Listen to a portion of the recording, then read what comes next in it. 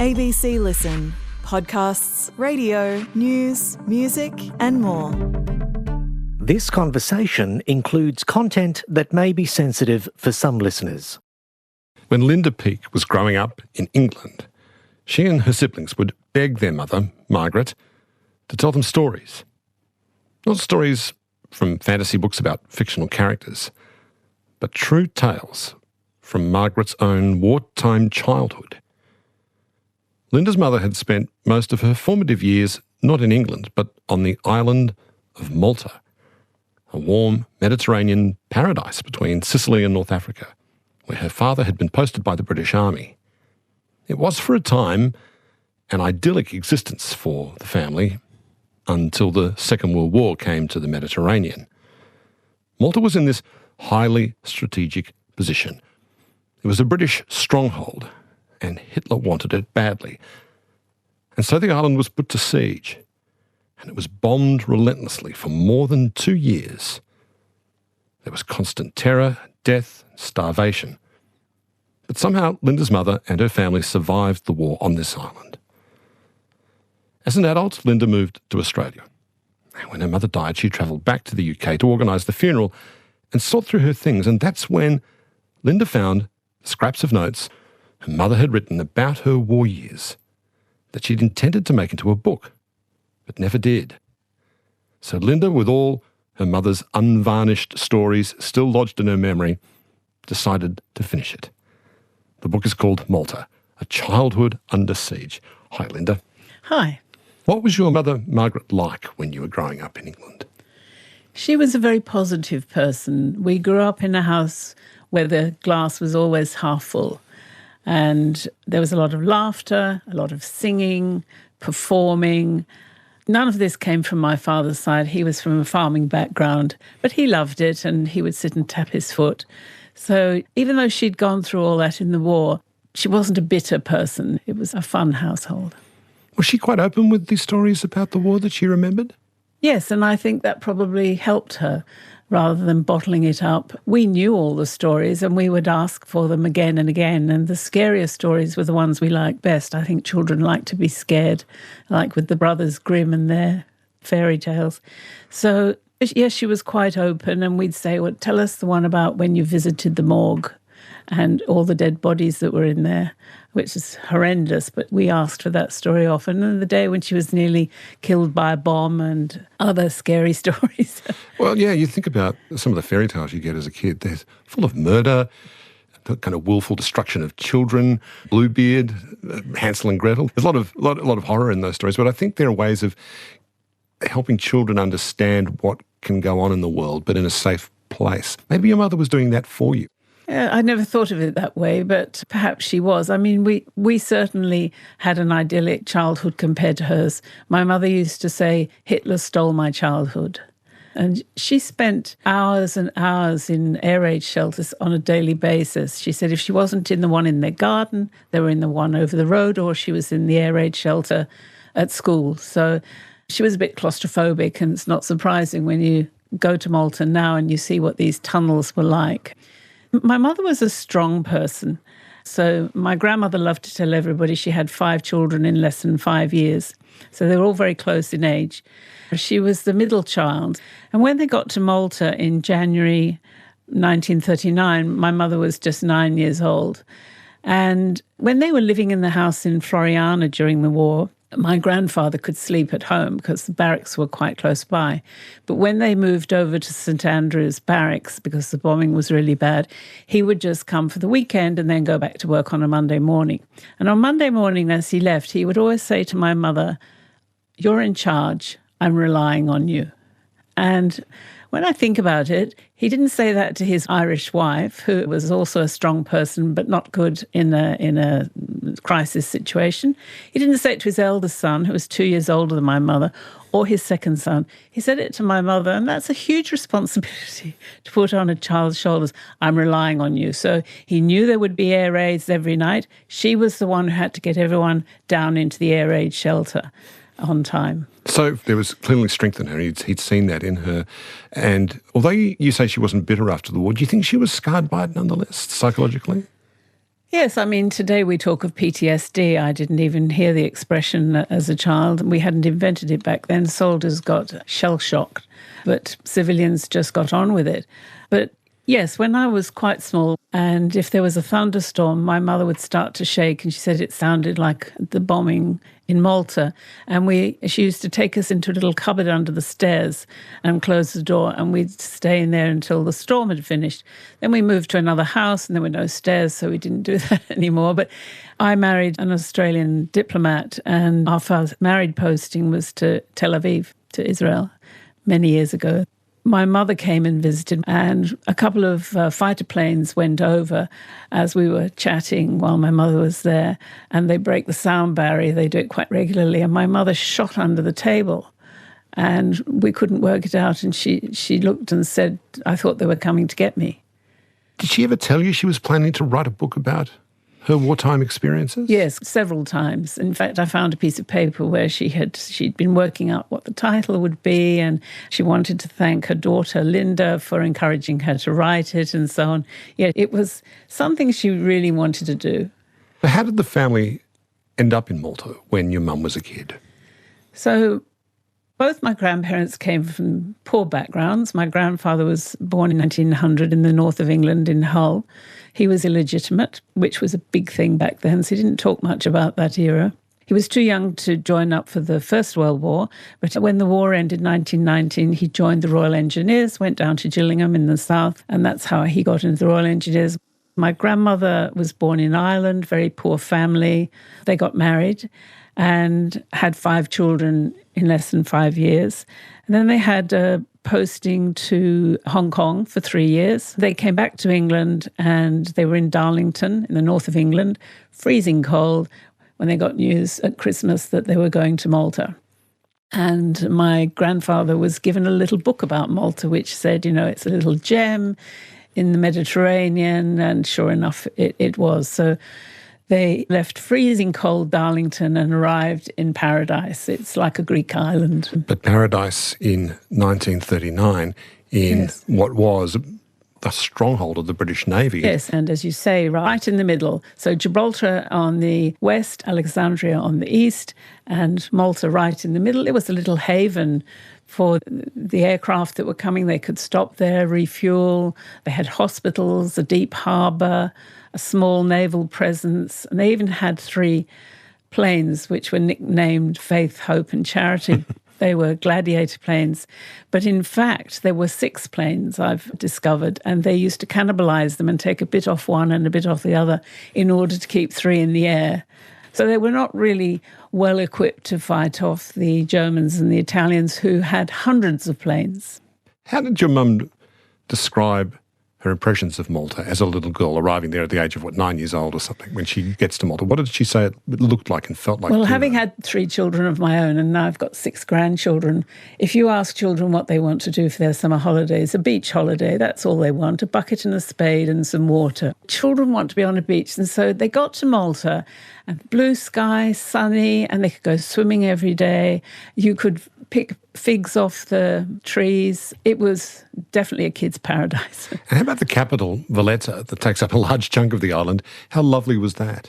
It's a fabulous city. I mean, Malta's so small.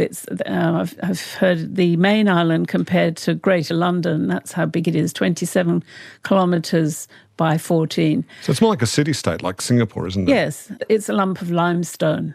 The city is quite small, and it's very much like a roller coaster up and down with narrow little steps, which apparently was done on purpose so that if an enemy came in, they would have trouble with these little steps and narrow streets. And it's hard to bring an army in. And the same with the bastions around the island put in by the Knights of St. John. They go right down to the water. So made it pretty impenetrable, as other invaders had discovered before. Your mum used to tell you about a housekeeper they had called Carrie. Who was Carrie? Well, you think of a housekeeper, you think of a woman, but she was a little girl. She was 15. And so it was as if my grandmother had 6 children and one of them helped around the house. So she really wasn't very grown up. So what was she to your mother, though? Was she like a sister to her? She was like a big sister. So my mother had twin younger sisters who were 7 And they were very close to each other, so they kind of left my mother out. They didn't want to play with her. So I think it was definitely a big sister relationship. So my mother ended up teaching Carrie to read and to write, and Carrie taught my mother to knit. So when the war broke out in Europe in 1939, that was all in Northern Europe pretty much. It was Poland and then France and Belgium, the Netherlands and all of that. Initially, I suppose the war must have felt very far away for your mum and her family in Malta. Yes, my mother looked at a map of a school book, and they had a look and saw where Germany was and thought, oh, well, that's a long way off and it won't affect us. And initially it didn't affect them too badly, but it was when Italy joined the following June, that's when things got really bad and the bombing was much heavier. How did your mother describe the first air raid that she lived through? The first big air raid, when the Italians joined in, my grandfather was getting dressed and suddenly it started and they all went down into the kitchen and they all had to get under a window. She never really knew why that was going to save them, but I suppose with the structure of the house, it's a bit stronger there. And when they went out afterwards, there were dead bodies and destruction all around. I think my mother was completely gobsmacked by this and probably thought it was going to be a one-off occasion. But what she didn't realise was this was the beginning of weeks and months and years of relentless attacks. She relived it every time there was a thunderstorm and I saw her shaking. How badly was Malta bombed in the course of the war? The number of bombs that fell on Malta was double what fell on London during the Blitz. There were 3,343 air raids. It was huge. You mentioned earlier on you were always asking your mother to tell and retell the story of how she went to the mortuary. What was that story? Well, my mother was at home with Carrie one morning and both my grandparents and the other kids had gone out somewhere and there was a knock on the door and Carrie answered the door and came back crying and she told my mother that her aunt had been killed in an air raid the day before and this man wanted her to go and identify the body. So she didn't have anywhere to leave my mother, so she took her with her. This mortuary was a temporary one because they'd run out of space. And so they walked to the mortuary and they went in. And my mother could describe every body that she saw in there. They weren't covered up. They were just lying on tables. And I remember she talked of a little girl who had been killed by the blast, so there wasn't a mark on her. And she was holding her rosary beads and her eyes were still open. And then there was a serviceman who'd had the top of his head blown off and other bodies that she described. And we were all completely shocked by this. I think it was something that probably hardened her in a way. And, I could see as the war progressed, the whole of Malta became not blasé, but used to it. It was going to happen every day. And my grandparents would sometimes go to a dance knowing that you had to be back by 11:30 because that's when the bombing starts. I'm told that in those situations there's almost like two waves of shock that hit you. If you've never seen anything like this before, there's the first shock you get, which is to see your first dead body, someone who's been shot or killed, decapitated, lying there in the street. That comes as a terrible shock. And then there's a second shock that happens after some months when you realise it's not a big deal seeing that kind of body in the street anymore. You get shocked by how commonplace it's become. Yeah, well, one of my mother's twin sisters never got over any. She would faint at the drop of a hat. And so when they got to the wharf, my mother said sometimes there was a dead donkey or a dead goat, and sometimes there was a dead person. So she had to distract her twin sisters by talking about something else so Daphne wouldn't see the dead body because she would faint. How would the 5 children entertain themselves during the harsh realities of this? Well, there was no television, no iPhones and iPads. There were some shows that came to Malta, ENSA, which is part of the NAFI, and people like Vera Lynn and other famous artists from the UK would be sent to wherever the British troops were fighting to put on a show. So my mother and her siblings would go and watch these shows and get some ideas for their own show. They all had good singing voices, And so they named themselves the Staples Five and put on shows for family, for friends, for the soldiers, anyone who invited them. My uncle Pat, my mum's older brother, would play the piano, and the girls would dance and sing. Was Malta hard to supply with food and with resources and entertainers for that matter? Because there you are just between Sicily and the North African coast. So to have it supplied, it would have been supplied from Gibraltar or something like that? Gibraltar in the UK, and that's what Hitler decided when he wasn't having enough success with getting Malta to surrender with bombing the island. He decided to bomb the ships bringing supplies. And Malta is only about 30% self-sufficient. They have some fish, some vegetables and fruit, and that's about it. So pretty much everything had to come in, including aircraft fuel, even water, because the water system was being bombed and contaminated.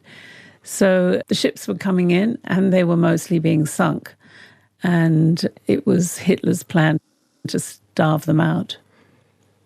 Was there a bomb shelter on the family property? Yes, a bomb shelter was built, and my grandfather designed the bunks, and there was one little electric light in there, and that's where they spent every night, including Carrie and the dog. But it wasn't very strong. I've been there and visited. It's still there. It's still there and you've seen it? It's still there, yes. What does it look like for you to see a place like that? Pretty claustrophobic. Living in a tunnel under the garden is not the way you want to spend every night, but that's where they went at night. But when there were air raids during the day, which tended to be heavier, my grandfather made friends with a priest at the seminary opposite. And he gave my grandfather a key and said, if there's an air raid during the day, you can use the air raid shelter underneath. It's much stronger. So they had a key hanging in the kitchen. And when there was an air raid, they would all run down there. But one day they forgot to take the key. And my uncle ran back to get the key. Then they stood up against the wall, squashing themselves up against the wall as the planes were coming over. And my mother said, one of the planes came down the street so close that she could see the pilot. She could see his black helmet as he came down the street, and he turned his head and looked at her, and they locked eyes. And then he went to the end of the street and dropped a bomb up there. And then my uncle arrived with the key. I think in my mind, when I imagine a place like that coming under siege from the Luftwaffe, I think we sort of imagine bombs being dropped from a great height. But this was actually planes strafing citizens, coming right down almost at street level, strafing them with machine gun fire, as well as dropping bombs on the city. Yes, there was another occasion. To get to school before the war started, a little horse and buggy would come, and they would go down to the wharf and get in a little boat and go across to Slima and walk up the hill to school. But this was deemed to be too dangerous when the war started, so they would go on foot. My mother with her twin younger sisters, the boys went to a different school, and they would run from shelter to shelter. And they would go down the steps and through the shelter, and some of them were quite huge, and they would run through because my mother said it was so smelly down there, you had to run fast and breathe through your mouth. Oh, and no toilets. So it's buckets, is it? Buckets, no toilets. And there were mosquitoes and sandflies. And then they go up the steps and then run along and then down. And then when they got to the wharf, they would get a little boat with two men rowing. But there were often dead bodies washed up. And Malta didn't have any crematoria. And the island is limestone with a very small amount of topsoil. So burying became so difficult, they started to bury everyone at sea. So they would then get this little boat across the harbour and go to school. And coming home one day, they were halfway across when there was an air raid. And the bombs started coming down. The ladies, the Maltese ladies in the boat, started to pray with the rosaries and screaming, and they eventually got to the other side. But they were running home with planes going over, dropping bombs. It was pretty horrific. So after the air raid siren goes off, the larger part of the family has to look for shelter in some kind of an air raid shelter. But your grandfather was part of the British Army and had to be on duty at the time. That would mean he was separated from the family during the air raid quite a lot? Yes, he was working in Valletta quite a lot in the Lascaris war rooms, which he, as garrison engineers, helped to design, which was an underground bunker. He was working there, and he would often be worried sick after an air raid, wondering whether the family had survived. So my brothers came up with an idea of, they found an old red jumper, and one of them would climb one of the trees in the front garden and tie it up on the top of the tree after the air raid. That meant they were all okay. And from where my grandfather was working a mile or two away, he could climb to the top of the building and look and just see the top of the tree and know that they were okay. Did they ever forget to put the red jumper up in the tree? Yes, they did a couple of times, and they were in big trouble. What would he do if he didn't see the red jumper? He must have drive home. Right. He was one of the few people who had a car and petrol because it was all rationed, because he had to drive around the island. He was in charge of all building projects.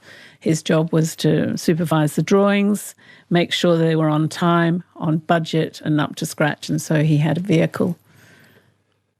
So as you say, after Hitler realised that the bombing campaign hadn't worked, he hadn't managed to force the island into submission through aerial bombing, he put the island under siege and sank ships that came into the harbour to provide food for the island. How did your mother describe the slow kind of creeping onset of starvation on Malta? Well, I remember her saying we used to have breakfast and then we'd take school lunch, a packed lunch, and we'd take something for 11 o'clock and then we'd come home and have dinner. But when the rationing was really tough, they only had one meal a day, which was in the evening. And some kitchens sprung up called the Victory kitchens, which are a bit like the soup kitchens we have for homeless people. And one of my mother's jobs was to go there every afternoon with a pan and collect the soup for the family. And she said their favourite was minestrone, and it was quite nice. And she said the amount that they were given was a generous portion for 2, but not what you'd normally serve to 7. And they had that as their evening meal with their 1 slice of bread per person per day that they were allowed. So my mother said you always went to bed hungry, and she could remember lying there with that gnawing pain, and there was nothing you could do about it. There wasn't any food. My grandmother was so thin at the end of the war because she'd often give her a piece of bread, break it in 2 and give it to her 2 boys. I can't imagine what it's like to be thinking about food all the time, to have that, the body constantly telling you it needs more. Yeah, my mother had climbed a fig tree one day because she was just so hungry, and she sat up there eating figs, and she had terrible stomachache for a week. Were the domestic pets in any danger?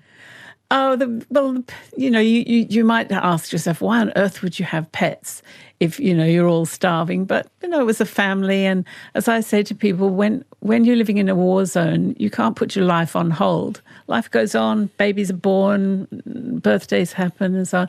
So they had their dog, Handak, and my grandfather used to say he had to stay out of the dining room. But if he wasn't there, then he would come in and he'd wait. And they all saved a little bit of their bread or a little bit of something. And my mother had a cat for some time, but most of the cats in Malta were eaten. And so that's why now in the markets in Malta, when you see a skinned rabbit, they leave the little fluffy tail on it so that you know it's not a cat.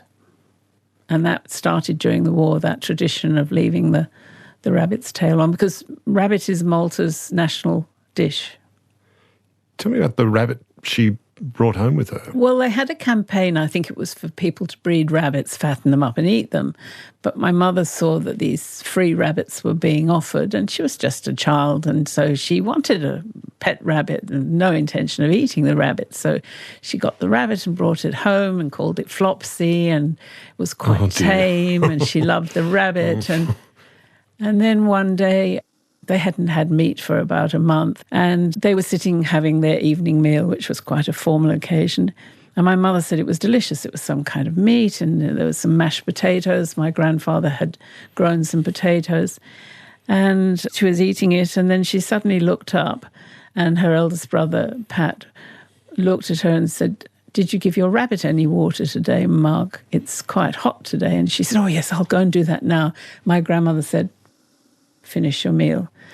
She said, no, it's too hot, I'm going now. So off she went and came back and said, the cage is open, the rabbit's escaped, I don't know where it is. And my grandmother said, we'll help you find it afterwards.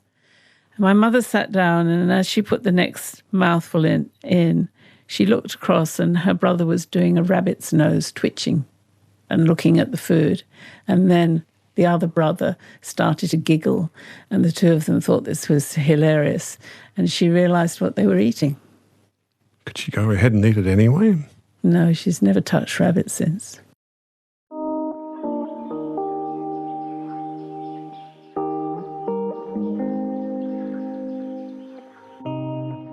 Podcast and broadcast. This is Conversations with Richard Feidler.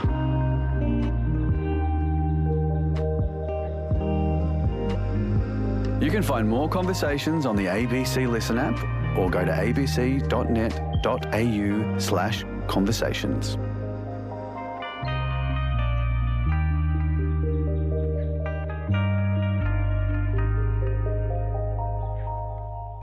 We were talking before about how Hitler had put the island under a kind of siege and a quarantine to stop food coming in. And so the island was slowly starving. Did that leave any ongoing health issues with your mother? I think all of the family had very bad teeth. The only one who ended up having good teeth was one of my mother's sisters who went to America, where they were way ahead of Britain in terms of dental care.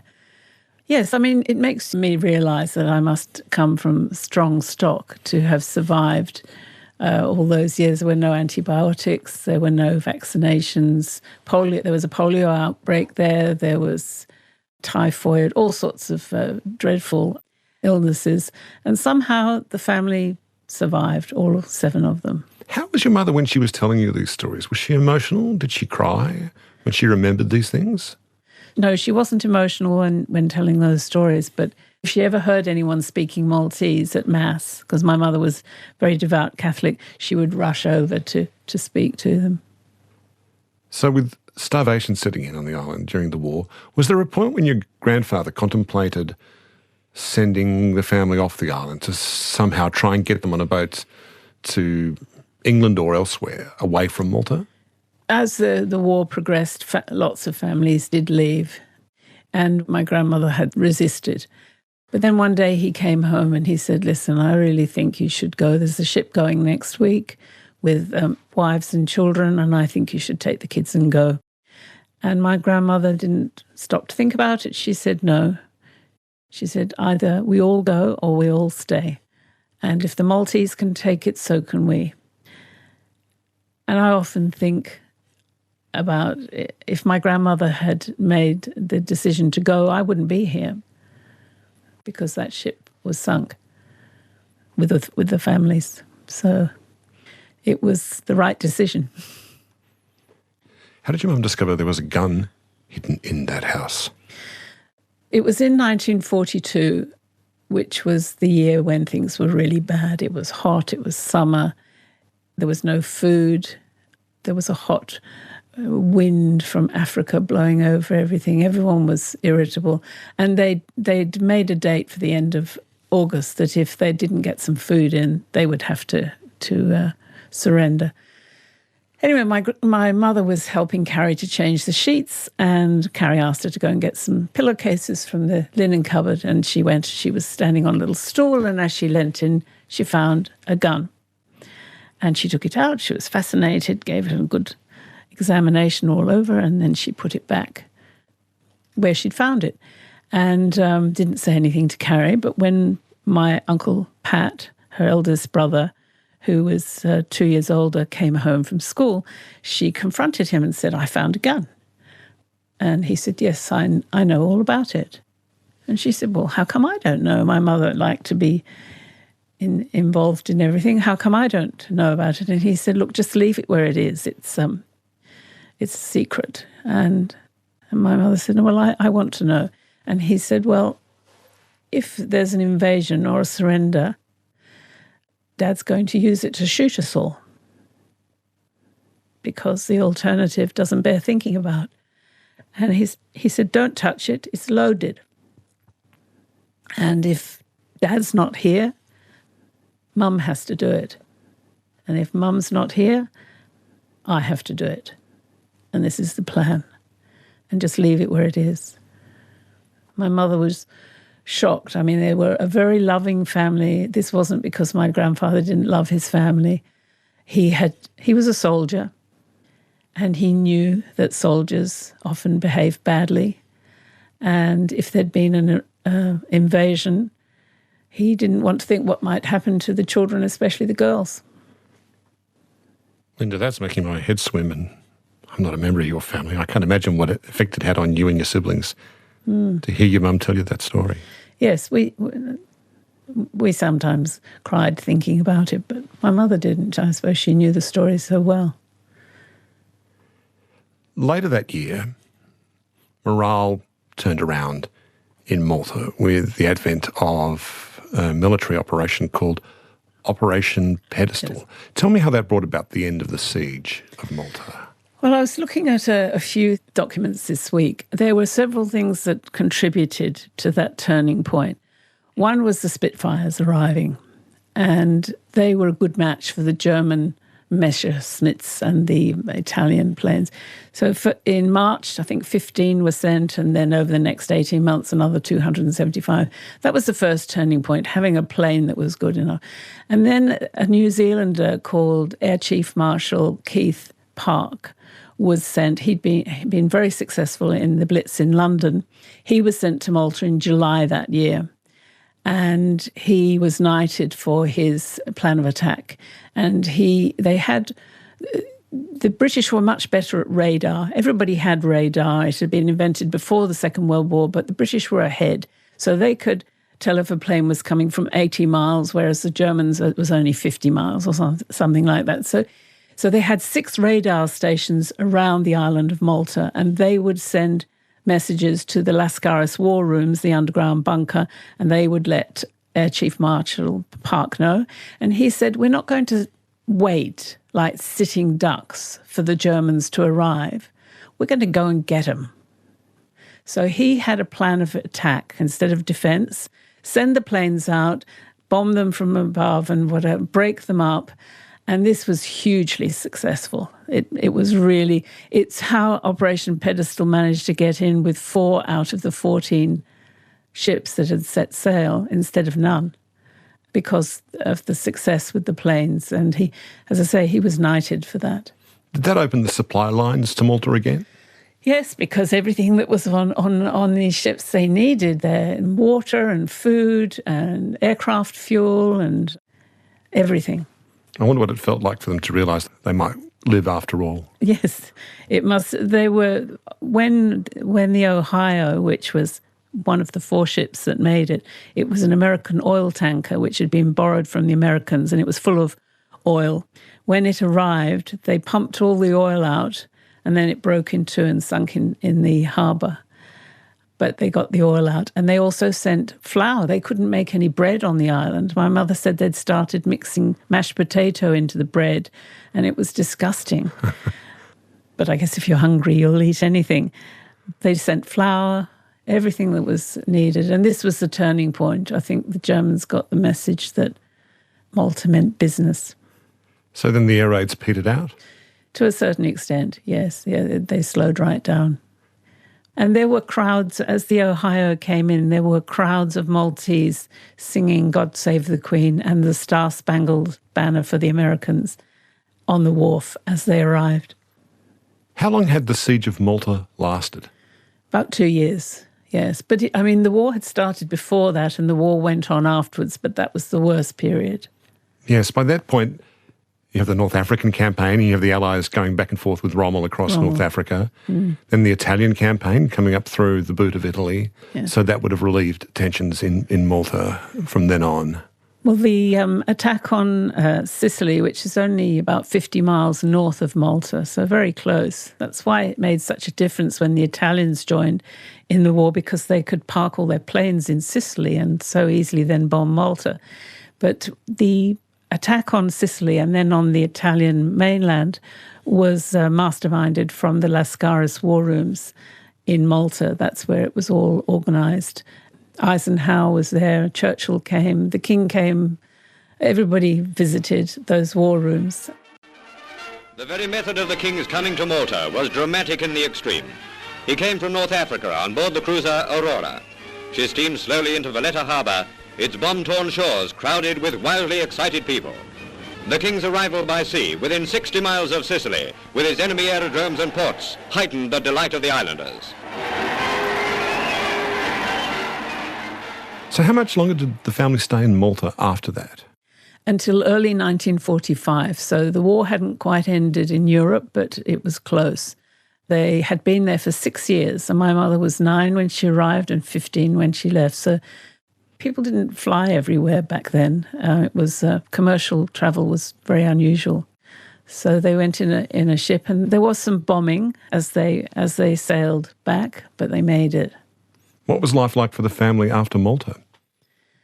Well, there was still rationing in England until the 50s. It was life wasn't easy, but it was safe. So I guess that's a big thing. Although my mother always said that the worst thing in Malta wasn't the bombing, it was the lack of food. That was the thing that concerned people most. And my grandmother used to have big fights with my grandfather because the black market was illegal. And my grandmother would occasionally buy food. And my grandfather would say, "You can't do that." And she would say, "How am I going to feed everybody?" What did your mum end up doing when she became a young woman? She was a semi-professional singer for quite some years. So the war ended in 45. She got married in 1951. She met a dashing ex-Royal Air Force man, my father, Ken, who was a nurseryman. So he grew tomatoes and other things under glass. So she married in 1951. I just wonder if that had any bearing on the decision to marry him, knowing there was a guy who could actually grow things if food ran short. Maybe, yes, that's possible. And then in 1952, I came on the scene, and my grandfather got out of the army with the Royal Engineers, and he got a job in Germany, in Fallingbostel. The British Army had several posts in Germany after the war to keep an eye on them and make sure they didn't start a war again. And so Fallingbostel was one of these places. So he got a job there as a civilian. And my mother said to my father, they weren't married then, "I'm going, of course, we're going with Dad, you know." And my father said, "Well, you can't. You have to stay here and marry me." And she said, "Oh, no, look, you can come and visit and it'll all be okay." And he said, "No, you'll meet someone else, I know." So he wanted to marry her. So he asked my grandfather, as one had to do back then, and he was not keen on the idea at all. My mother was only 21.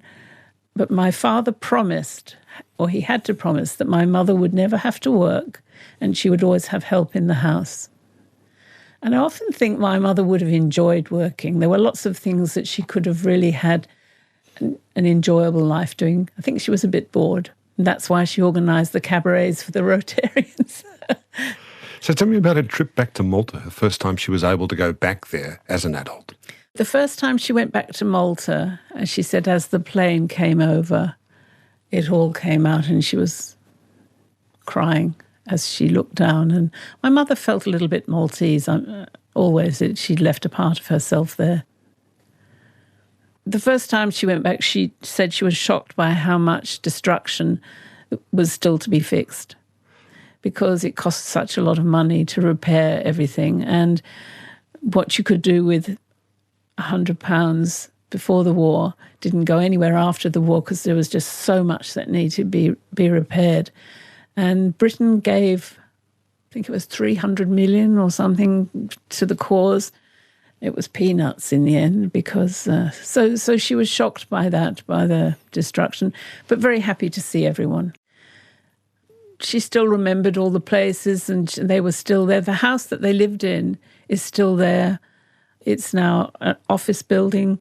They've just put office desks and chairs and lighting, and apart from that, it's the same. And so I contacted them by email and they let me in and let me wander around in the kitchen, upstairs, in my mother's bedroom. And did it look like how you'd imagined it? Yes, it did. And to see the room that my mother shared with her sisters and then the room next door that my her two brothers, my uncles, shared, and where one of my uncles fell out of the window when he was sleepwalking. Yes, it was very eerie to visit something that I felt I knew so well. And my mother went back to the school. I think she enjoyed it, and the school got her to talk to all the children. And over the years, she would go once or twice every decade, I suppose. And sometimes once she went with my sister and my brother. So she'd been quite a few times. What about Carrie, the 15-year-old housekeeper that was like a sister to her? Did your mother find her again after the war? Couldn't find her. It was just very difficult. She had a very common surname. There are about a dozen or two surnames in Malta that covers everybody. I mean, there are lots of names that are used that occur very many times. So no, she couldn't find her. She did her best. She went back to the house where Carrie's family lived, and it wasn't there anymore. And she'd almost given up. And then she asked me if I could have a go when I went in 2017. But unfortunately, she had died of cancer, but I met her daughter. Yeah, so you tracked down the daughter.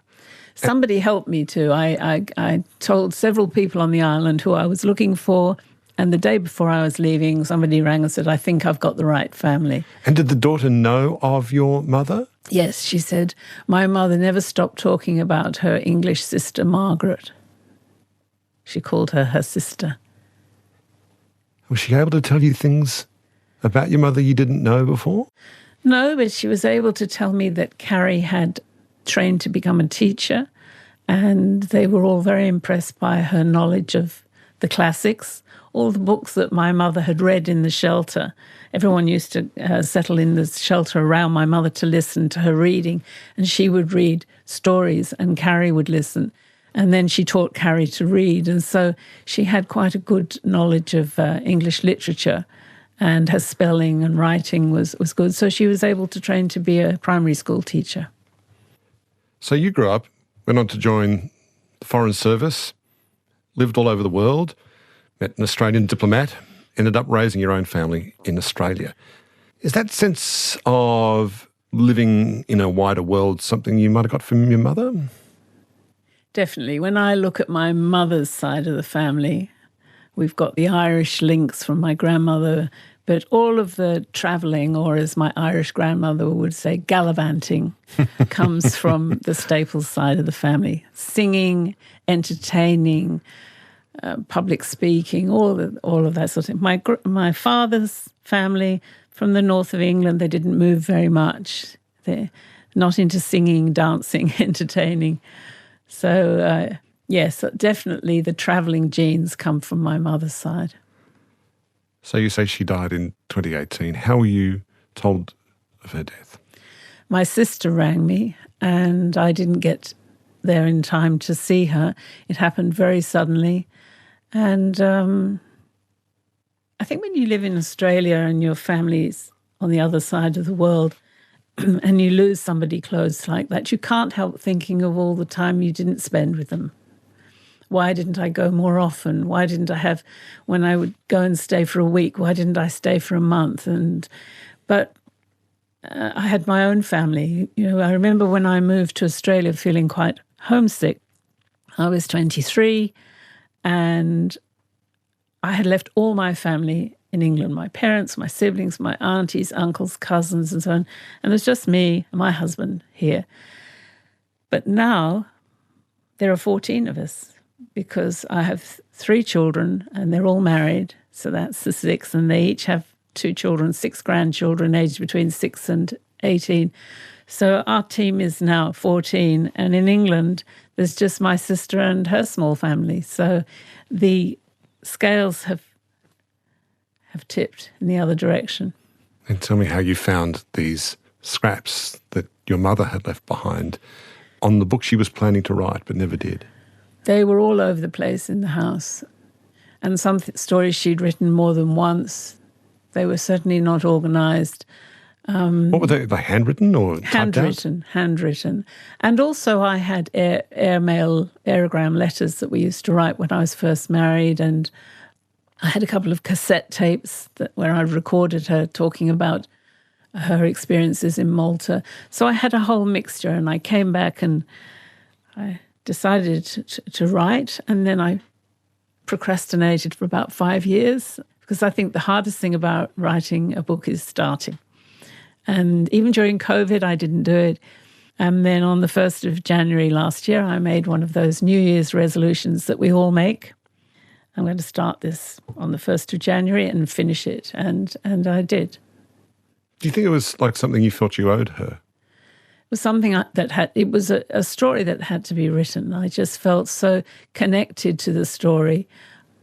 I felt it needed to be told. And I brought back with me my mother's portrait, which had been painted in Malta and now hangs in my dining room. And every time I looked at it, I thought, yes, I know. Yes, I'll do it. I'll get on with it and write your story. Have other people from the Maltese community in Australia reached out to you since you've written this book? Absolutely. I've had a lot of support. The High Commissioner had a launch at the High Commission, and I've been to Sydney and to Melbourne to speak to community groups there. And so a lot of books have gone to... One lady said, I'm getting 8 copies of your book, one for each of my grandchildren, because it's their story.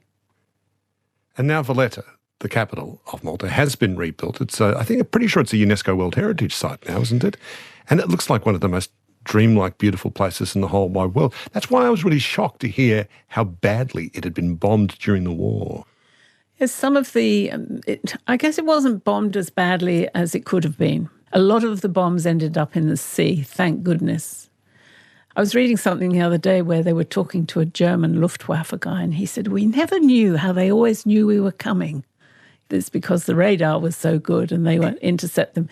So quite often the bombs didn't fall where they were planning to fall. And a lot of the beautiful buildings did survive. And they've gradually repaired all the rest. But it's a beautiful honeycomb colour that's really hard to describe. And it looks like something out of a fairy tale. It's such a pleasure hearing you tell this story, Linda. Thank you so much. Thank you. It's been a pleasure. Linda Peake's book is called Malta, A Childhood Under Siege. Today's conversation was produced on the lands of the Gadigal, Turrbal and Jagera peoples. Producer was Maggie Morris. Executive producer is Carmel Rooney. I'm Richard Feidler. Thanks for listening.